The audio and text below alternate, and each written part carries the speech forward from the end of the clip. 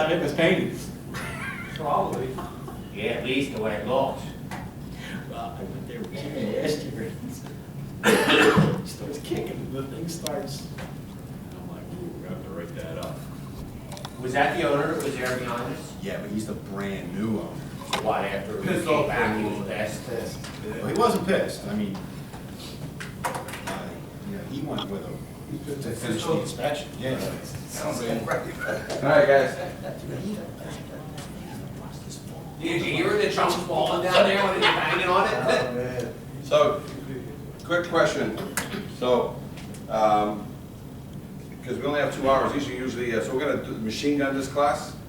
I got a lot of show and tell, a lot of finger puppets, and so what we're gonna do is really just get into the nuts and bolts. But if you go online, you type on YouTube channel, Firescape Academy. You type Firescape Seminar, you're gonna see classes. We have like 1,000 videos out there. So I've taught this very same class from Seattle to San Diego, Chicago to Texas, Maine to Florida, right? So the last class that was in your area, I did in Passaic County Fire Prevention Association. 4-hour class, they got continuing credits. This 2 hours you're about to spend here, you can't turn this in. You know, the proper form, just fill it out and send it in, because I've done this through Kane, at Sayreville, Bergen County, Camden. So this is usually a 6-hour class. So I'm gonna rapid fire, but at the same time, our job is just to basically get you the nitty gritty. So we did a class today where these guys actually went with me to a class, to a fire escape, okay? So the key here, that you really need to know, and I apologize that I'm sort of still, putting it together because I got thrown into this room here. The key here is you asked that first question, and that was, hey, I've got a brand new galvanized fire escape. How long before it needs to be painted? Any chain link fence you put up in the air, how long does it last before you need to paint it or change the chain link fence? Galvanized is 20 years. So that is considered a coating. So your question is, it's actually painted now for 20 years. What should the guy do? He should, 1 year later, after it loses its gloss, anything that's shiny, prime it with a Galvite primer. That's a special primer for galvanized. Then paint it. It'll last 50 years. All the connections that the guy has there, because it's near the ocean, he should silicone shut every one of those. It'll last 75 years without ever requiring, to be painted, okay? And paint, when you scratch paint over galvanized, it only rusts in the scratch. It doesn't rust anywhere else. So the best fire escape ever to go up in your area, it's like, do I put up a new plain wood fire deck, or do I put a pressure treated?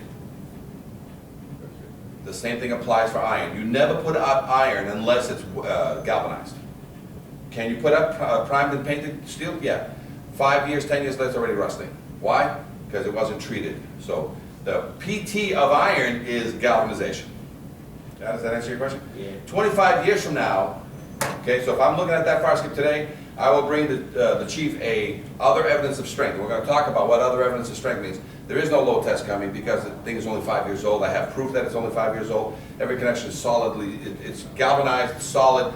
I can, even if you want, I can do a reverse load, calculated load test, which proves that the plans are at the city that I can show you that this thing will take 100 pounds per load test, you know what I'm saying? So, but after 25 years, every one of those fasteners now has probably reached its life limit. And what I'm gonna do now is tell the client, hey, your galvanized fire escape that you primed and painted that's gonna last 50, to stay away from his load test, we're gonna have to change all the fasteners out only, put in new fasteners, and we've reset the clock on this baby. She's not gonna be load tested.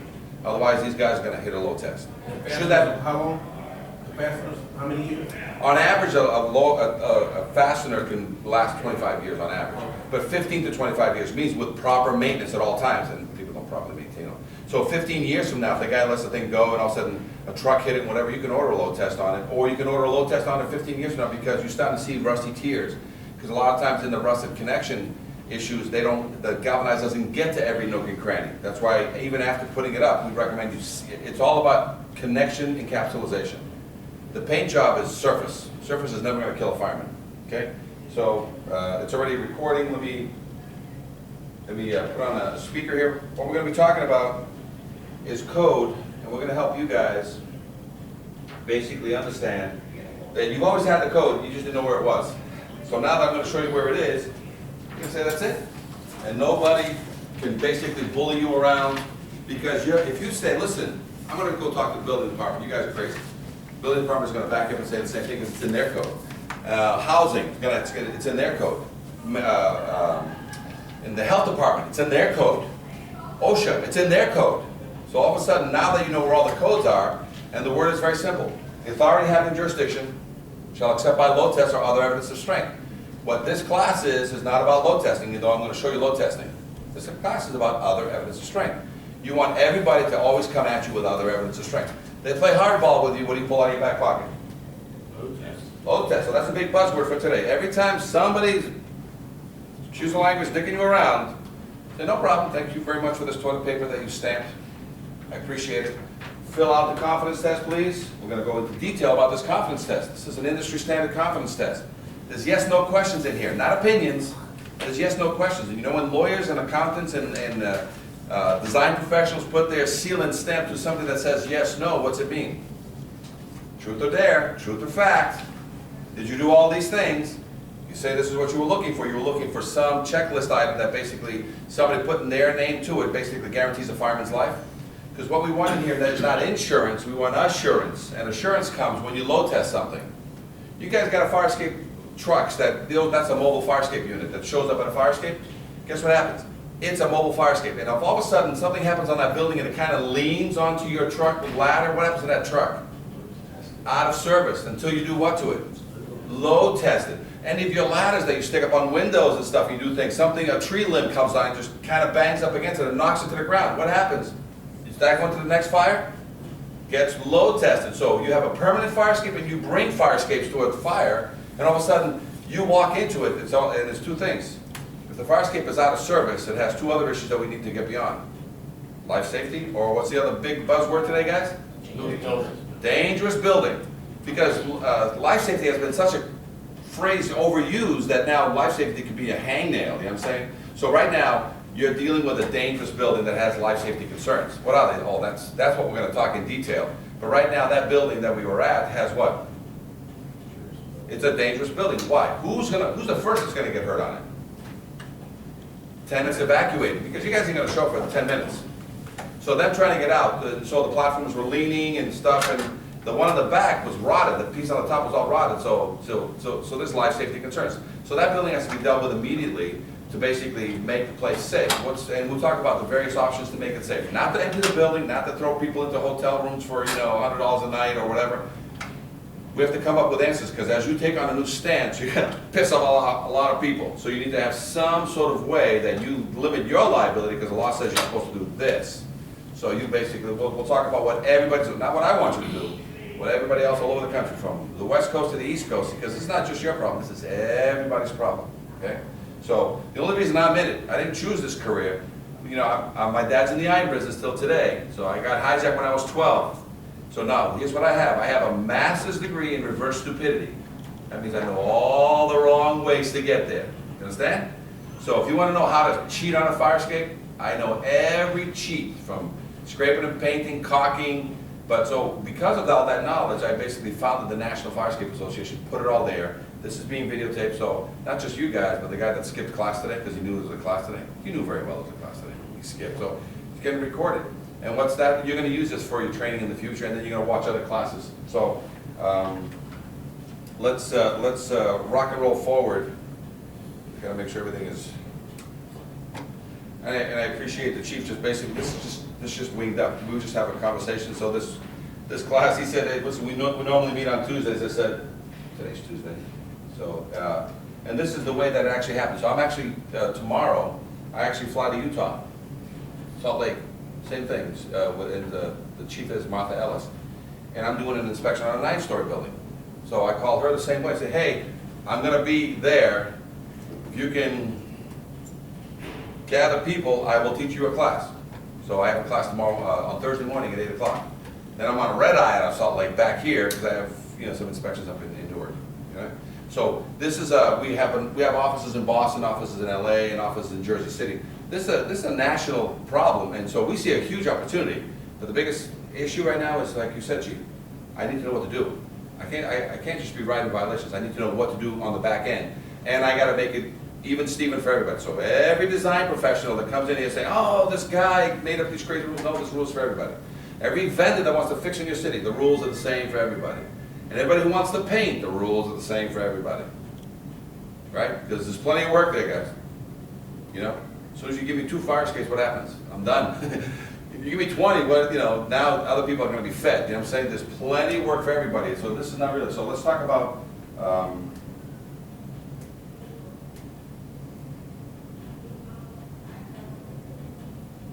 see if this baby is working. She is, good, all right, so we started the National Fire Escape Association, your videos are gonna be in there, so you're basically training the very same people that need to be trained. So sometimes cities around you, and we can do an association meeting, but sometimes a city around you is gonna get your video. They say, hey, you wanna do something?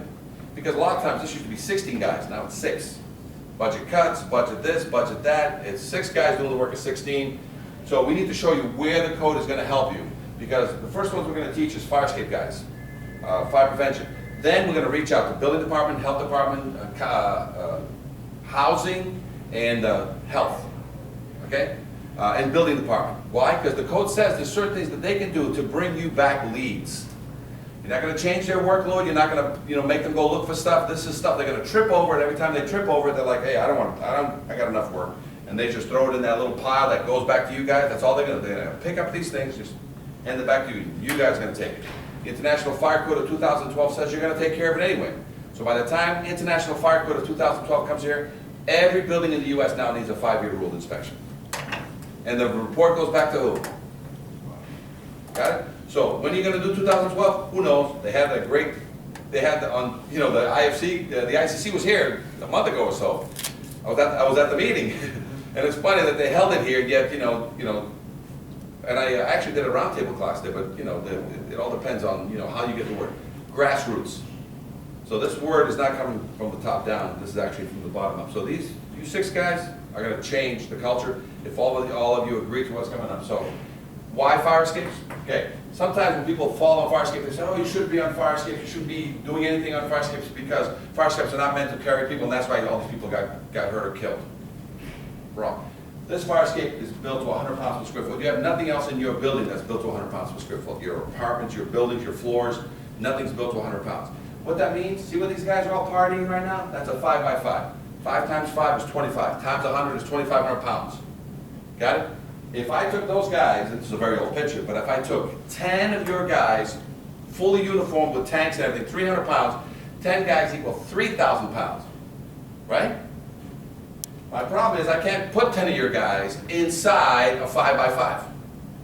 So let's cut that in half. I'm going to put 5 of your guys in a 5 by 5, and they're going to really get tight and social.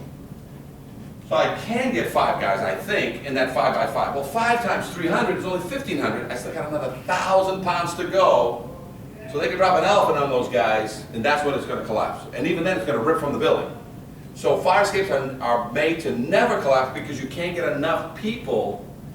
So if I had 150-pound people, I would need 20 people in that 5 by 5 to equal 3,000 pounds. So there's never a time on a fire escape that you can physically overload it because there's no room for you to overload it, and then it's built above and beyond the overload state. Got it? So a well-maintained and installed fire escape will never hit the ground. Got it? You guys, the old guys, tell the new guys coming in to fight fires, in case of fire, don't use the fires. See? That was recorded, see? You guys fall into that trap all the time. Why? Because 25, 50, 75 years ago, you could do this. 50 years ago, you could do this. 25 years, you can almost do this, but shit started happening, so what happened? Firemen started telling the other guys, hey dude, bring a ladder. Going to a fire, bring your own ladder, bring a truck. Never get on these things, they'll kill you. Today, grandma's 75 to 100 years old. Okay? So today, it was kind of funny. Was it Patrick? Yeah. Patrick said, Cisco, when you go up, go quick, because I already inspected this thing for you. She's already all set. And there's nothing wrong. And I'm down on the ground. I said, you sure? You sure there's nothing wrong here? He said, nah, listen, let's just move on. We got bigger fish to fry here. And so he says, and by the way, we're going to bring about, what's your first name again? Mike. Mike. He said, because we need to have a real low test, because Mike was a little bit bigger than him. He says, let me bring Mike along with us. Let's all three just go up there. And we started walking up this baby. I'm going to leave this as a present for you guys, because this is the landmine that Patrick stepped on that was holding one of the staircases. And he's just looking at the sunshine, he's just looking up, and I'm saying, dude, look down, because all these landmines are at your feet. Okay? So when I was pounding the fire escape, he's like, dude, you gotta break the fire escape. So this is this is my tools of the trade. This is an inspection hammer, this is a pick hammer so I can pick and stuff. And when I ping pong up the stairs, which I'll show you why, this is only a 3-pound sledge. This is a picking hammer. I use this for my safety. This is not a load test. This is so I can go up the steps doing what I did, right? Ping, ping, ping, ping, ping, ping, I can go all the way up, even though they had rust. So it doesn't mean they pass. It means I can safely walk on them. And if you guys ain't walking on them, right, and bringing hammers with you, you're not supposed to be on them. So from the ground, 2 rules. Must be kept painted, must be structurally sound. So as soon as from your car you roll down your window and the thing is brown, you have enough to write a violation, you're done. Who's gonna tell you what's wrong with it? You. Third party. Don't do our job. Don't tell me that the thing is. So with that training, we basically went and saw, okay, rust, we walked around the back. And from the ground, they did another inspection. And what'd you find?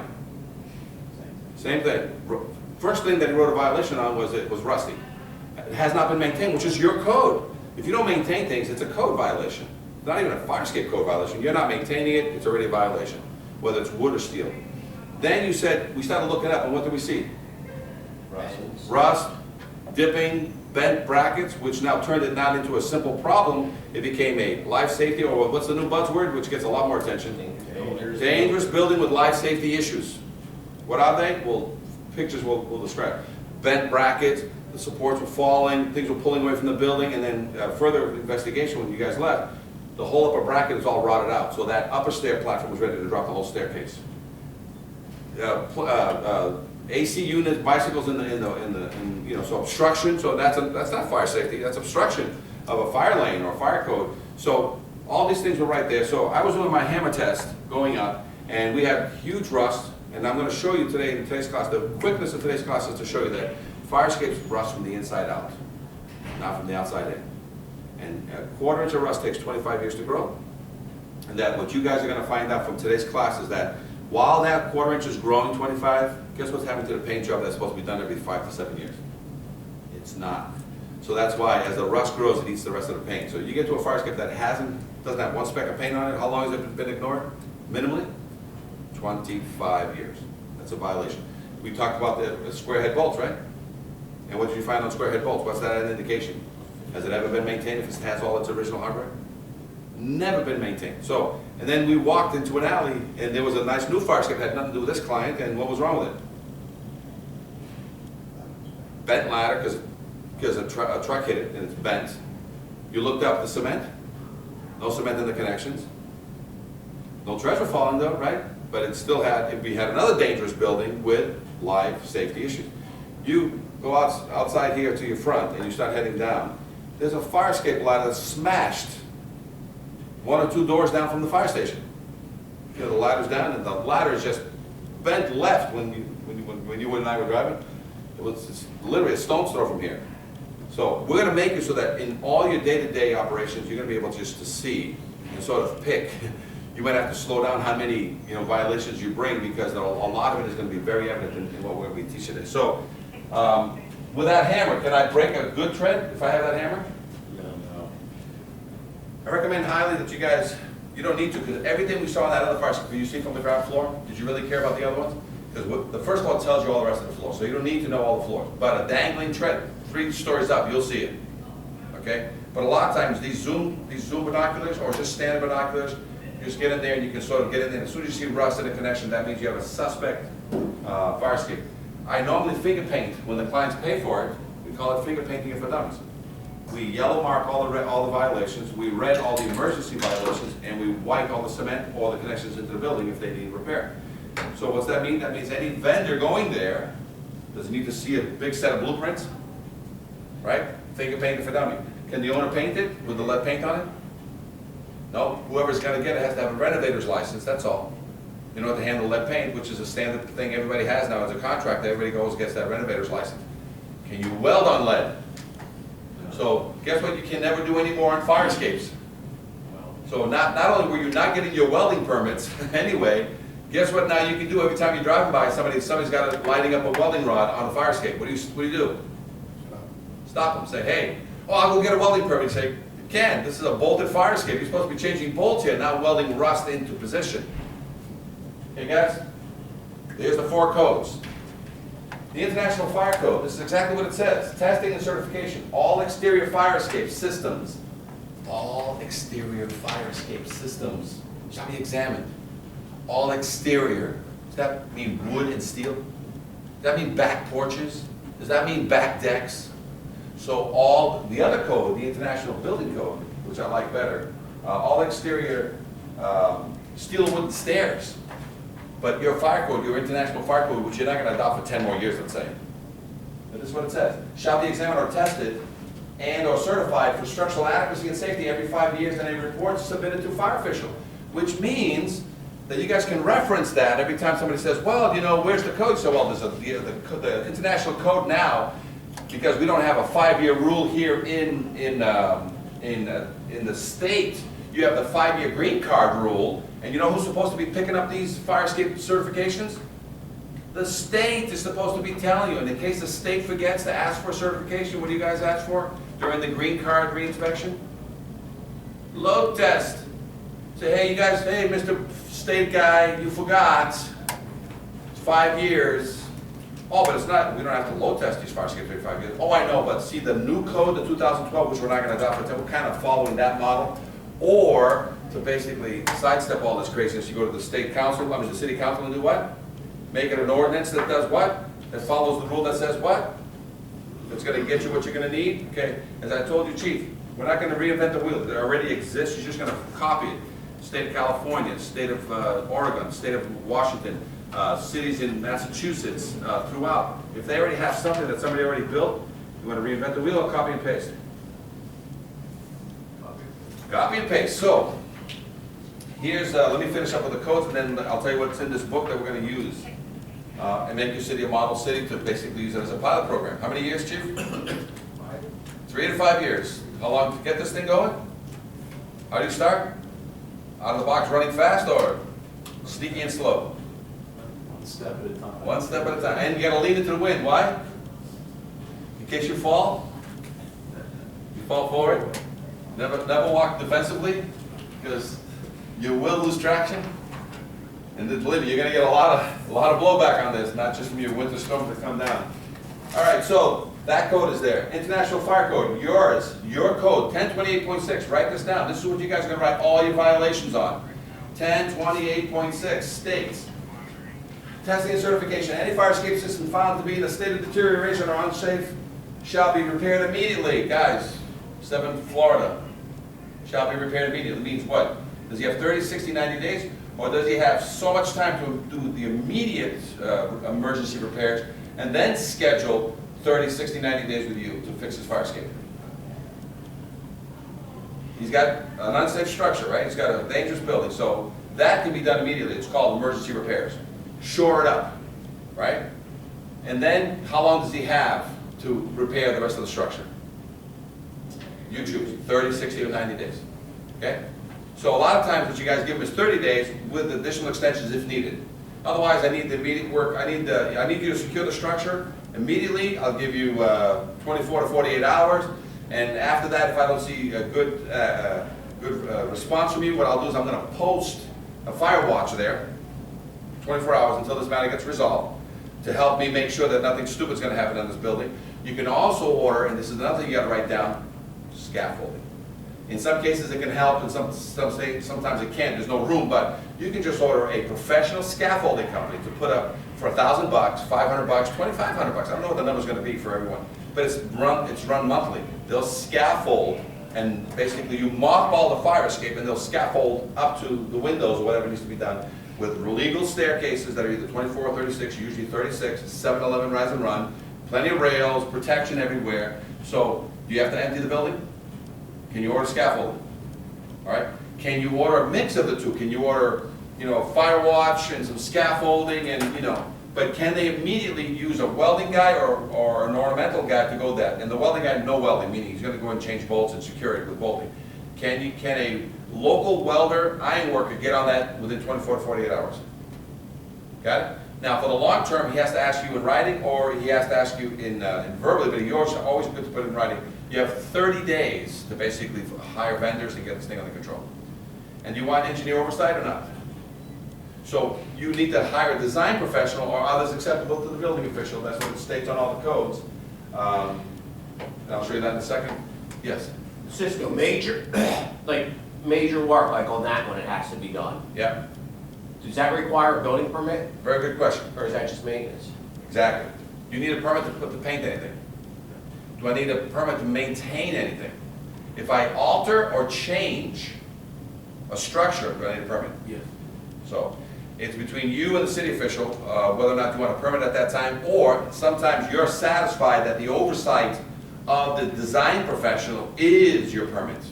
Because in order for that work to be done, what does he have to submit to you in the report? The repair criteria. So can anybody repair the fire escape without giving you repair criteria? So if all of a sudden you get this repair criteria, telling you how to fix every one of those treads, bowls, connections, and everything, right? So it's your call. In some cases, you may say, you know what, I want the permit on this anyway. Okay? And you can ask the building official to help you with that. So now let's take a look at another code. So here's the best code for you guys, right? So testing and certification, right? Testing, which in your mind means what? Physical. You guys know what load testing is because you do it on your truck. So testing, load testing, certification is what? That's what nobody knows. Certification is that crazy piece of toilet paper we got today that you have to like pencil and figure out. So every now and then you need other evidence of strength. So what it means is that the fire escape system shall be examined or tested and or certified. So there's these and or. So let's talk about what these mean. Let's see if any other codes can help us. Your code says, any fire escape system found in the safe of deterioration shall be repaired immediately. Depending upon structural condition, a load test shall be conducted. Who orders that? You do. So the architect, the engineer, the design professional, the others acceptable to the building official, that's the three people that can work on fire escape, have to prove to you that they know their stuff. If they don't, what do you pull out of your car that I just gave you today? Load test. You don't have to, they're not going out of their way to hit the certification. Testing is easy because the next code, the NFPA Life Safety 101, 7.2862, the authority having jurisdiction shall be permitted to approve any existing fire escape stand that has been shown by load test. They don't even go to other evidence of strength first. They show load test or other evidence of strength to have adequate strength. So they give you an either or. Not a piece of paper, not an opinion, because opinions are doing what with these 75-year-old structures? They're killing people in Philadelphia. They're killing people in Colorado Springs. They killed a fireman just as all recent, in Chicago. So if you guys don't want, now take a look at the back. This is what happened in our 73. Look at the back of your book. That photo won a Pulitzer Prize. That fireman saved himself with one hand at the last second. The woman died, the niece landed on her, and it was a motorized camera that caught the final shot before she hit the ground and died. So it was then that we had a code that was pretty much, if it ain't broke, don't fix it. It's a code similar to what Philadelphia has, which is, you know, if we don't have a violation, you don't call it in, we don't know it's broke. Our job is not to go out and find things, which you were concerned about this last year. You guys signed off on that building. You guys are not in charge of doing a full inspection. That's a third-party requirement. Your job is to go there and verify that to the best of your information, knowledge, and belief. Now, you guys got the disclaimer. To the best of my information, knowledge, and belief, I don't see anything out of the ordinary in this building. I walked outside, I don't see anything out of the ordinary. That's why it's prudent as an owner of a building or a person that's about to buy a building, you perform a full envelope study. And if your envelope study, people don't mention that the fire escape is a piece of crap, you have somebody to go after. Because I'm about to buy this building and I need professional opinion from my lawyer, from my real estate agent, and from the owner who has to be truthful. Because that owner knows, or is charged with knowing, otherwise ignorance of the law is a defense. So your guys, every time you go out, you are using your best judgment, but not to make people do follow rules. They're already charged with following the rules.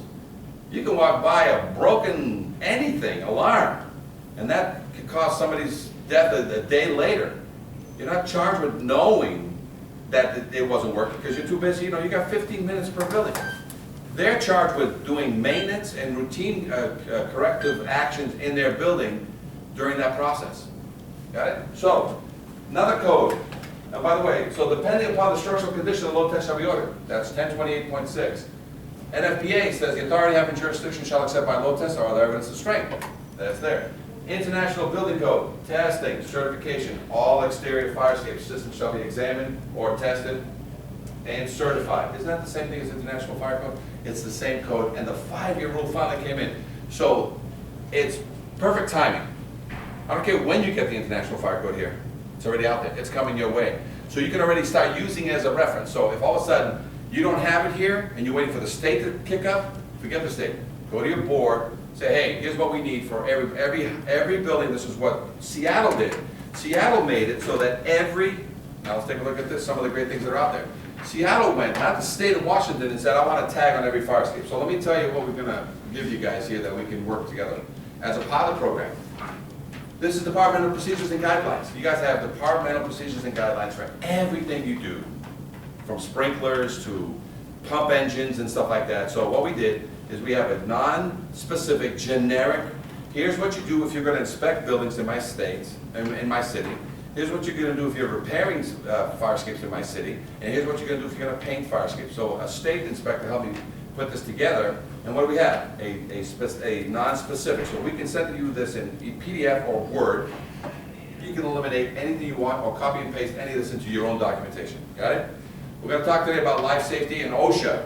Okay, you're going to love how OSHA is now stepping in and backing you guys up. We have confidence tests. Well, I just gave you a copy of a confidence test. We're going to go over that in detail. And again, did you get a chance to download one from there? So all you have to do, there you go. So all you have to do is basically, white out, put your name, drop your seal, done, okay? We can do that for you, we can show you. Examinations, guys, the report you're about to get, this is what they're supposed to look like.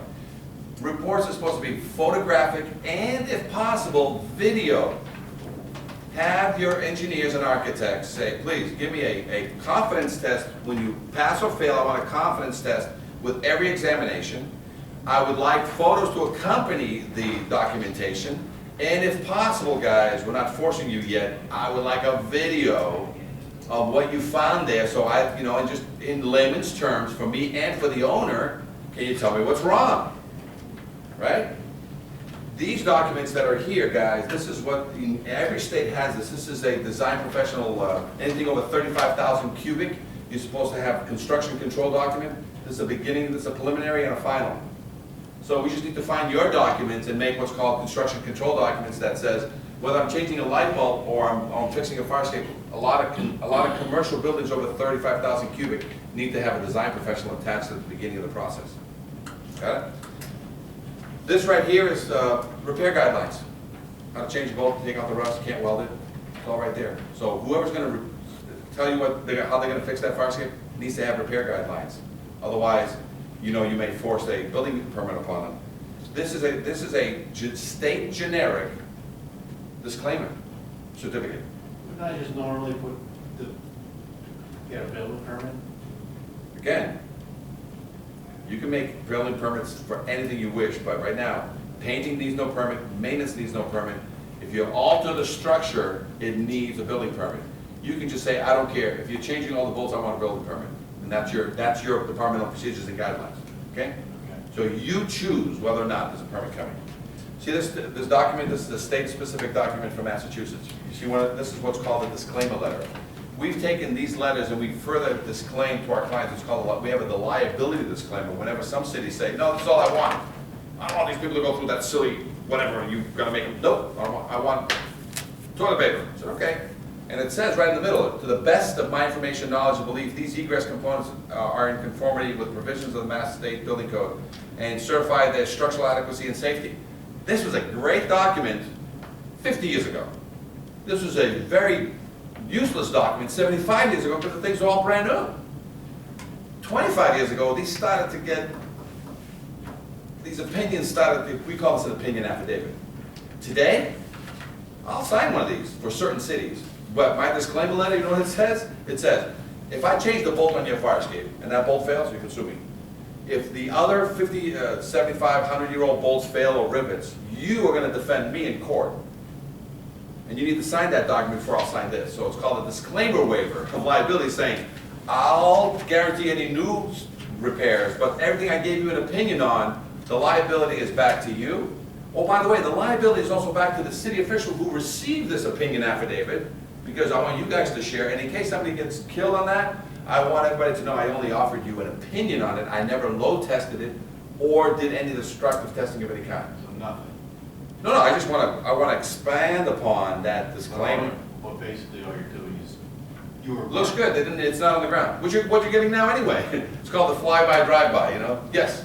So you're saying that paper that you saw in there, if we approve that and tell them they're good and that collapses, they can come back on us Because and say we didn't do our job? Yeah, because you accept it. You're accepting an inferior testing. But, as I talked to the chief, I said, you say to that architect, listen, I need you to fill out one of these forms. So thanks a lot for this first form. Fill out this form, and then I need you to come in because I need you to tell me whether you're gonna proceed to a load test or I'm gonna allow this to be a certification. Got it? So are we gonna stop taking opinion letters? So we should do that first before you No, ask the wait, opinion. yeah, wait, no. Are we gonna stop taking opinion letters? Are we gonna rock the boat? No. As soon as they arrive, what do you automatically give them? You say, hey, can you fill this out? They do or do not, because once they start reading this, what do they say? I didn't do half this crap. I said, okay, go back and do the other half of the crap, then come back with this sign for me. And he goes, okay. Then when you're done, I need you to speak with our, we need a volunteer to basically be the bad guy, the bad load test guy here. Not me. So the evil load test guy that all your fire escape work goes to, guys, is here. You understand? So go do your thing, but as soon as something hits the word load test, you just funnel it all back to the mean guy because he needs other evidence of strength or he needs a load test done. So that letter basically now has a sit down and he says, okay, you gotta do one of two things. I have a book here, let me show you a couple things. Either prove to me that it's certified or prove to me that you spot repaired it and it needs a load test. Because right now, I'm at load test. Okay, so, oh, but I filled out this thing. Yes, I know, you filled it out and it's still, I went back, you got original hardware there, you got some areas of that I question, and as you know, 1028.6 puts the load test question in my pocket. It's not your option, because you guys never chose. You guys have never done a load test in my life. I've been here all these years and nobody's ever forced a load test on any of my people. Got it? So according to what you're saying is that having this affidavit is not a good idea. Which affidavit? This affidavit that the fire escape and fire balcony affidavit that this city has it and also you have Boston here. Right, it's a disclaimer letter. You didn't show me that before. Well, this is yours? what these people have. No, you keep going. Oh, this is Portland though. This is part of the. Yeah, but look, they keep going. Yes. They keep going, and they have a confidence test. Yes, Yes. that's one of them. So, yeah, so this confidence So in test, conjunction with other ones is okay yes. to have. That's what I'm saying, don't stop getting these Not opinions. just this one. It's just the beginning. It's just the beginning.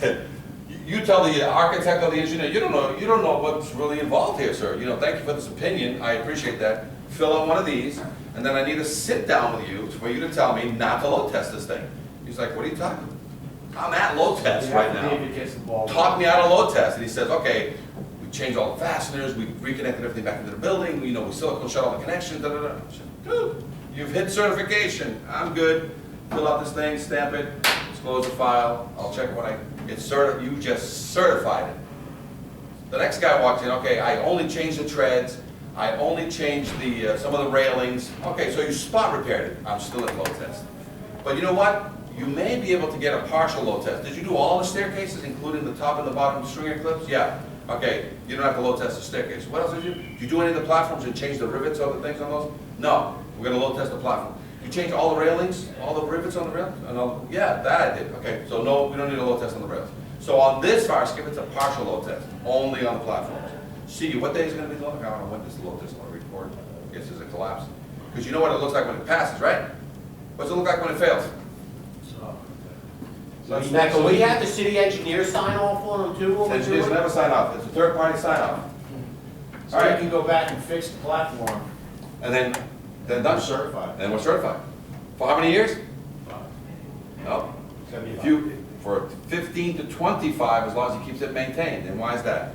So if you change all the fasteners today, how far along you push off the word load testing, you'll accept certifications from qualified individuals for the next 15 to 25 years, meaning as long as you keep painting this thing, and you put 35 to 50 year silicone in all these connections, even if they ignore it, what's the worst thing that can happen in 15 years? Surface rust. Any connection rust? No, because what did you put in there? Silicone. Got it? So you can, this is what, Now, so does this is not a load test, Does this is that not a load test change question. according to where it's at? Huh? Does that change according to location, where we're closer to like salt water, where you get more rust than like But- something out in the Midwest? But that's just surface rust. You know what I'm saying? Don't forget, as soon as you manage the connection, you're not gonna have that problem. You're gonna have more surface rust faster, but you're not gonna have connection rust if you've maintained the silicone of the connections, okay? Write this one down. This is the bombshell for a lot of people. 1910.37 says, OSHA says, you can't have any people in a building, including who? So you guys are not allowed in a building, residential, commercial, institutional, that violates this code. And that, what's it say for 1910.37? During repairs or alterations, employees must not occupy a workplace unless the exit routes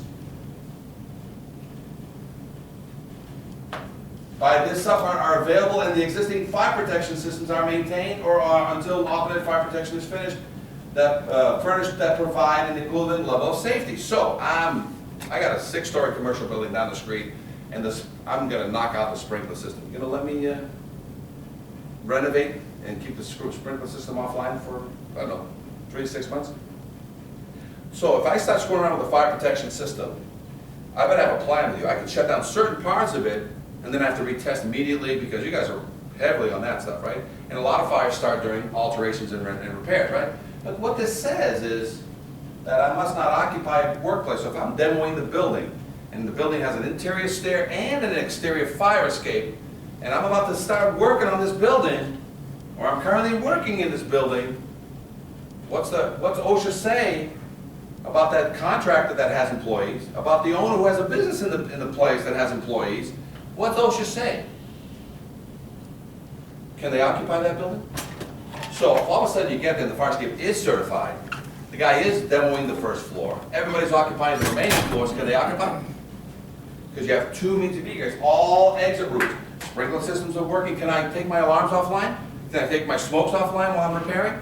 So I got all these other rules. You guys have been, fire escapes are the bastard child of egress. Why? Because we were never included on the fire protection. Well, guess what, in California, guess what I'm under? Fire protection. Guess how I get my license? Fire protection. Guess what, who I have to meet with? The fire chief. I have to give him $1,000, pay a fee. By the way, Reg 4 in California. If you want a copy of great income producing activity for all fire protection systems, Reg 4 in California, LA. Because everybody now there's a licensing program. By the way, a lot of this stuff is the ordinance. You guys have to do this locally in an ordinance, because this is how you're gonna stop fighting just create an ordinance for all these great things. But basically, they're saying, OSHA says, I can't have employees in that building. And you guys are employees, and a lot of times cities are not, because you guys are self-insured or something like that, or OSHA doesn't apply to you guys, right? But, can you go in the building anyway? If nobody else can go in that building, do you want to go in that building that doesn't have any second means of egress? So you're going into a building with a nice, beautiful central staircase, right? Somebody goes there and puts a trash can and lights it on fire on the central chimney stair. What happens to you that's currently doing the fire examination up there on the 3rd floor? Where are you going? So you must have your second means of egress working before you get the permit, not after. But it also gives you this: unless an alternate fire protection is furnished that provides equivalent level of safety, which means what, guys? Scaffolding. By the way, I don't know the scaffolding company. But I think I should get out and get one soon. Scaffolding, so what's that mean? So the big GC construction company, well politically connected, blah, blah, blah, blah, blah, says what? Right? They start really making phone calls. They said, you know what? You're right. OSHA? Yeah, can you just come down and take a look at this building? You walk down with any OSHA guys. Listen, is it true or untrue that 1910.37 says that no building shall be occupied during all repairs or alterations, unless they have two adequate means of egress, correct? Okay, so here's a nice beautiful staircase inside, come to the back. Dangling treads. So all I told the guy is fix it, and I told the guy, don't even fix it, mothball it. Put a nice scaffolding over here with a sidewalk cover, so it's not the fact that it's on the sidewalk, they'll figure this out. And now my firemen and these people can get out during any fire. Then the fines start flying. So, you just don't know all the people that have. So, this is building department. So, what can you do with the building department after you get your ducks in a row? The building department is now gonna ask, when they say, to pull a permit, do I need to pay my taxes? To pull a permit, I need a plot plan? To pull a permit, I mean, there's a list that they give you. Bring all these things. What's the one more thing they're gonna have to bring in order to proceed with the start of the permit? That your fire escapes are certified. What Boston did is they put this on the tail end. And not because I found OSHA, it's because I found this only last year in my continuous search. I actually learned this when I was doing the Philadelphia one. They put it on the back end. You guys can do the same thing. To not cause ripples, you put this on the back end. Ask your building counterpart to please, just can you please, in closing any permit on any structure here, can you ask for a copy of the certification? To close it. If they don't have one, still close the permit. Just give us the names of those that closed it without a certificate. Those names we get into our computer, so it's their girl talking to your girl. So what's the list of, how many did you close this week? Oh, we closed 7 permits this week, great. How many of them had exterior stairs? 2 of them. What's the address? 11 Beacon and 123 Main. That's it, that's all they need. Because you have the same access, 123 Main, send out a violation. Don't go there, don't need to go there. It's a 30-day request for what? Certification, that's it. So you're not even going there, so this is an internal activity handled by 2 girls. One gets a list of what closed every week, and which one of them had an external staircase. We good with this? 3 to 5 years from now, guys, guess where this moves? This moves to the front of the permit process. For commercial, institutional, and you know, hospitals and such, schools and such, and you keep who in the back still for a while? Residential. Why? Right? So, and then eventually, 5, 10 years from now, you put them up front? Yeah, maybe. One day you pick a line, say, today's the day, everybody on the front. It's really up to you. Got it? Guys ready? You guys remember Station Night Fire? Channel 7 called me and said, hey, we want to do a report on fire escape. They didn't call me, they called around, they just happened to trip over me. I said, oh, by the way, you know that 75% of everything I look at fails? And of that, 50% of those 75% have life safety concerns. She goes, I don't believe you. I gave some training to this news reporter, and that 1-minute piece became this.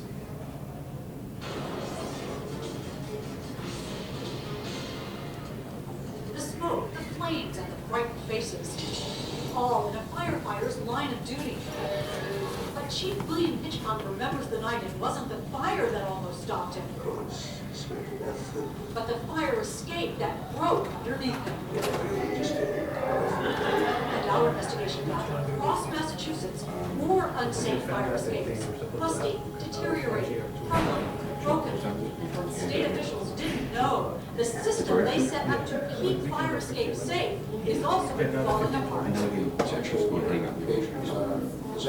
So let's look at this one. This expert ironworker is licensed to build, maintain, and inspect fire escapes. So then over here, for months, we examined dozens of them with alarming results. Looking at this today, would this pass inspection? No. In dormitories, at theaters, at homes, and apartment buildings. Rust is actually eating away the metal of the fire escape. Right. And the bottom line?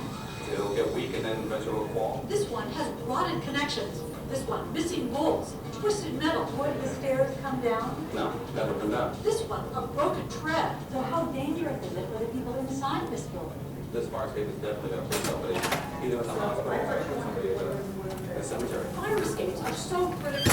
They Illinois Building Code requires they be certified for structural adequacy and safety every 5 years. But our investigation found that safeguard is simply being ignored. Here's proof. We chose fire escapes at random in Boston, Somerville, Cambridge, Worcester, and here in Quincy. We checked building department files But there's no fire escape certification. to see if building owners had submitted their mandatory inspection reports. There's no certification in this one. Bottom line, not one we checked in Quincy had been certified as safe. And the Director of Inspectional Services admitted because of staffing shortages, the city has no idea how many other fire escape owners are breaking the rules. And as a result, do you know how many fire escapes in your city are safe or not? No. I don't know. In Worcester, not one we checked was certified. In Somerville, No. 4 more fire escapes, Did it fall through the cracks? Yeah. not one up-to-date certification. And again, no system for keeping track. How can they get away? I guess that the shortest answer of all is because we don't have the resources to sit here and follow up on these things. If structural deficiencies are reported, local building inspectors can actually evacuate residents until repairs are made. Would you talk to us on camera about this? No, but when we surveyed 24 more communities, most admitted they had no idea how many fire escapes were certified. In Taunton, inspectors told us they haven't seen a certification in 25 years. Northampton officials said it's a cold day in hell when that happens. In Cambridge, too, not one of our test buildings was certified, and the official in charge would not come out to discuss it. In Boston, where there are more than 8,000 fire escapes, again, according to inspectional services, not one we checked was certified. Officials know they are required to enforce the building code, but they admit they don't always know if owners are breaking the law. The building code is being ignored. Well, but it's difficult to write a violation, you don't have knowledge of something like that. But state officials say for a critical issue like this, communities should know. And they warn, the Massachusetts building code is not optional. Does it worry you that these fire escapes are not being certified? This is an important issue and should not be ignored. That's because after the smoke and flames begin, it'll be too late to learn you've got no way out. I can't stress it enough, Hank, that these things have to be maintained and someone's got to be watching. As a result of our investigation, state officials will now issue an alert to local inspectors. Meanwhile, if there's a fire escape on your home or office, you can contact your local building department to make sure it's properly certified. In the newsroom, I'm Hank Philippi Ryan. Got it? So as soon as they got embarrassed, they put this request on the back end, so now you can't close a permit in Boston without having a certificate. So you get all these calls, oh, I was changing a bulb and I was doing a toilet, and all of a sudden now I gotta come up with this silly, what is this silly thing? 30 years, nobody's up. So make it a trigger. It's all checklist items now, okay? So checklist items while we're on this, because we're getting kicked out of here by 2:15. So when we're out of here, probably gonna have to go meet back at your office, we'll just have a little, just a powwow around, around the cooler. We gotta get everything out of here by 2:15, correct? See if they give up. All right, find that out. So you guys understand what we're talking about here? So we're not gonna change your day-to-day. You need to just add this on as some idea. So because of that, let's talk about checklist items. You wanna write this down. Your checklist items is smoke detectors. In order for you to sign off on a smoke detector sign-off, what must be attached to it? Copy and affidavit, so don't stop the process. Sign off on their smokes if everything's cool. But what do they need for you to properly submit? We are okay. Perfect. What is it that you want to properly submit? Right? So you sign off the affidavit, and you say, can I have a copy? Are you ordering an examination? Because the fire escape's in the back, you haven't even looked at it. You just checked out the building and everything is cool, right? The smoke detectors are working perfectly. Sorry. Yeah, we do have some students, so, yeah, thanks. Okay. Yeah, we'll be out by 2:15, no problem. Thanks. So, you understand? So that's a checklist item. So again, we don't want to rock the boat anywhere. Everything still stays the same. You just need to be made aware that the certificate was not attached. So it's just a checklist item that, because it generates the request for one now. Do you understand? Permits. To sign off on permits. What must you use to close it with the help of your building department guys? You guys, an ordinance here. Buying or selling new property or re-renting. What do you need? Well, you need an examination of some kind, right, on re-rents? Smoke, is it another smoke cert? Okay, guess what needs on a sale or a re-rent of an apartment? Guess what you need? To verify that there's two means of egress on that apartment, right? Because can anybody rent an apartment that doesn't have two means of egress? Can you work on an apartment that doesn't have two means of egress? Under what code? OSHA 1910.37, right? So you basically catch these people before, during, and after any situation, right? And shut it down based on what? Your code or somebody else's code?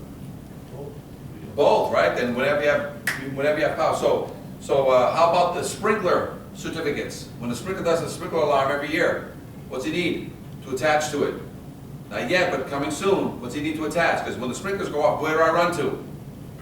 Fire escape, right? So I need to insert there. I do a sign off on the batteries. So any exam that you do yearly on any building, what must it conclude? That you're walking out of that building and you're always confirming on every examination you ever do. I don't care if you're there to check moths, you know what I'm saying? What do two moths need to get out of this building? Two means of egress. So you come in for whatever, I don't, you guys got a million things you guys check. Okay, yeah, that vent thing, yep, you know what I mean?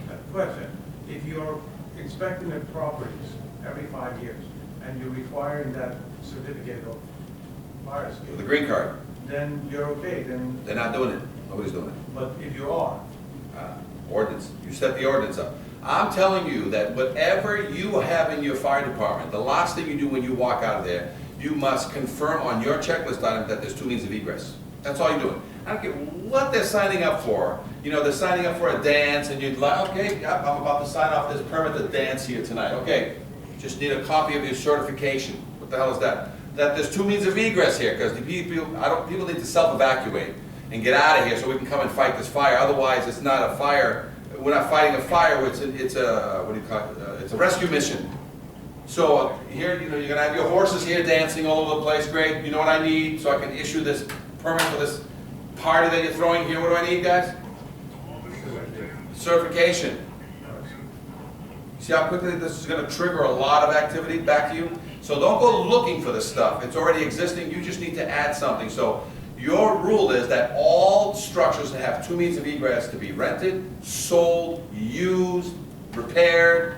So if that's the case, you just basically make whatever you do that process, and by the way, I need a copy. You're not ordering one, you're asking for a copy of one. And they go, huh, what's that? You're gonna like not sign that thing? No, don't stir the waters. Sign that thing and say, and depending on your evaluation, whether it's a major issue for you, you say, you know what? But you gotta get this done in 30 days. You may, you know, but at least it started that process. So I don't say stop the process, I said, just make it a checklist item so it puts them on a checklist. Got it? Building department, health department. Why is health department going to help you? Because they evacuate a lot of buildings. And when they put the people back, what's the last thing they must confirm before they can put anybody back into a building? That it's a safe structure. So when you speak with your buddies at the health department, they need a safe structure certificate, which is a copy of the certificate you already have. So they're not ordering any exams, are they? So the last thing they do on every exam they can pull out of their list of things to inspect, what's the last thing that must be attached to every single one? That it's a safe structure, that it has two means of egress, that's all. Oh, it was a mold thing, yeah. That's, everybody's coming back in, great. So they're all coming, no more mold, mold's done? Great job, you know, mold remediation, whatever. I just now need what? Certificate that this building is a safe structure, that it has two means of egress. Doesn't have one. You're going to stop people from getting back in? Nope. But what's now needs to be done in 30 days? Got it? So this is all checklist items. So that took care of building, health. You guys have a property maintenance division or something like that? So that's part of building. So that's for Section 8 housing and all that stuff. What do they need to get into a structure? No lead, no bugs, no cockroaches, and what else? Safe structure certificate, which means they have what? Two means of egress. Buying and selling a building. So real estate agents are buying and selling a building, and they're calling you guys in to do an inspection. You know, hey, can you check, make sure I don't have any violations from 1932, you guys go do all that stuff. And they do that crazy, you know, inspection before I buy it from the next guy. They count on you to be, because they don't want to spend any money on a third-party home inspection. You're it. And so what do they want you to do? give them a laundry list of all the crap that, because now they're making you the house inspector, say, oh, yeah, you got a few things, you should get a house inspection. You got a few things here, yeah, you should get a house inspection. By the way, in order for me to, I'm kind of done, what is obvious I've already noted on here, but I just need the certificate of safe structure before you sell this property. They're like, what? What's that? I said, exactly. Before you re-rent or sell this structure, the new buyer needs to have the safe structure, which means the 2 means of egress is certified. Otherwise, you can sell it, but you have to disclose it that you're selling it, but the fire escape has not been repaired, it's not certified, which will affect the price, obviously, but you just told me. So when I leave any of these examinations of any of these buildings, the last thing I ask for, do you have a safe structure, and is it legal to rent or sell? Got it? So a lot of the stuff is already there for you. And we're going to end on this because they give me the hairy eyeball. Let me just see what time it is. Yeah, 5 minutes, right? All right, we're going to talk. We're not going to have a lot of time today, but I was talking about how fire escapes are built. One of the greatest things you want to copy from Seattle, this is a tag. Their tags are 11 by 17. Permanently affixed to the fire escape 7 to 10 feet off the ground, made of vinyl. And if your fire escape is in good order, third party puts one of these. Has the date of the next inspection, so you're going to have to go back to your building. And when anybody walks around it, they know when the next inspection is due. And in case, now what we'll do is, once you guys get your ducks in a row, we're going to get your firefighters to do pre-plans. And guess what they're going to go play and find? They're going to go find fire escapes. You know what they're going to carry under their arms? They're going to carry all the yellows and little reds. And all they do is go down streets and do what with zip ties? Because you're going to print these out here and vinyl and laminate them and punch 3 holes in them. What are they going to do is they go around with their little clipboards. 1, 2, 3 Main Street has a fire. 1, 2, and I think one in the back. And if they're smart, they have an iPad. They can use Google Map and they can actually look in the backyards of places that have chain link fences. And they can look back. Oh, there's a street fire escape. And they just dangle and zip tie one of these. When is this? 3 to 5 years from now. If you start doing that now, what happens? It's never going to fly. Got it? So Seattle already did this. Every fire, it's an ordinance. Every fire escape must have a tag on it. And why is that? Who's that for? That's for your firefighters in the middle of the night running down an alleyway because you guys have already pre-scared them, not pre-warned them, pre-scared them. Now all these new guys know that they see a white tag on it. Do they need to go back to the ladder and get anything? So what we're actually producing here is it's a tagging program.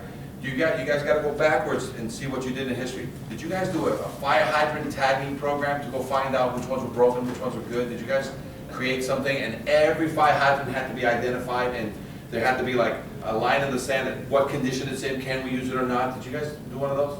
We do every year. We do that every year. That's more than one problem. Now you're going to do one for fire escapes. You're going to have a program where you're going to use your fire guys, your new guys, and everybody's basically, you're going to create a program where they go and just identify how many you have. Because they said Boston had 8,000. How do you think they came up with that number? 75 years ago, in 1975, when they had plenty of money and 68 people working in one department, they said, you know what, we need to know how many fire escapes we have. And they started going out and physically counting fire escapes in the neighborhoods, you know what I'm saying? And they came up with about 8,500. So you guys need to come up with a program, because what we're doing here is not a certification program. It's a tagging program, similar to what other city? Seattle and Portland, which requires what? That like your elevator, what do they want to see prominently somewhere near the fire escape or on the fire escape? Certification that has what colors? White. If it has a yellow or a red, what's it in the process of? If it's in a yellow, it's a process of repairs. If it's a red, it's got fire watch or it's got a scaffolding situation. And if you read, if your guys leave a tag on a fire escape, read what it says right on the tag, a yellow tag. One of the first things it says, number 1, contact your fire official. Number 2, it says, have fire escape inspected. Number 3, it says, service it and load test it. So it's an all-in-one tag, right? Now, today we just started. We have a few fire escapes that we're going to use as what we call, practice fire escapes. You going to get it right here? Nope. You got a lot. You got a 3 to 5 year program, but as soon as you guys get your ducks in a row, get your firefighters ducks in a row, then we start bringing in building, which is the next logical one, then we bring in health, and anybody else that can help us in any way. And with all these codes that you guys have, what you basically have is you found that hammer that you need to drop on some people who basically challenge your authority and say, show me in the code. And let me tell you where the code was, because you brought that up as an issue. 1028.6 says, when can you examine a fire escape? Are you forced to a 5-year rule? No. You can order a load test on a fire escape every other week if you wish. Right. If you give it- Because you walked by, I saw something, yeah, there's no 5-year rule, you're right. This is if we see it rule, or if you call me and complain about it.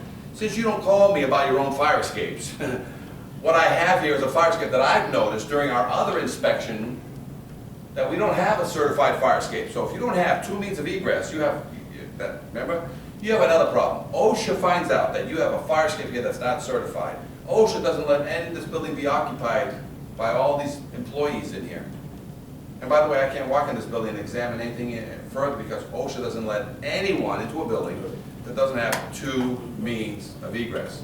And currently, you're not certified here because I see original hardware, I see rust in the connection, I see that the truck hit this thing. So right now, you have an unsafe structure.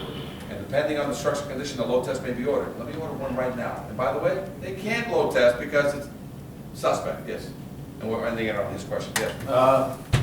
I did a building, and actually, it's got an elevator, an interior stairwell, and a fire escape. You're waiting. Is that 3 means of egress? No, That's elevators the elevator don't count. Elevator never, we get the door like that, move. Hey, people open the door for us. Thank you so much. You can stay for our class too. Talk about our teach you about Yeah, it's gonna be a good, it's gonna be a real good class, guys. Well, we go to continue applications. okay. So you guys, can you bring down to the Willie? Wait an hour for it? You need that to throw people when they start giving you guys a hard time.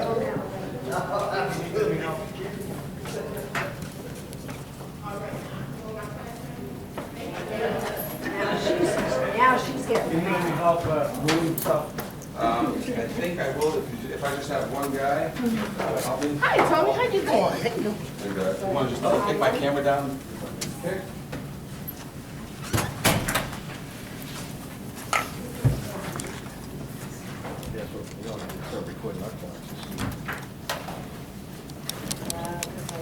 so much.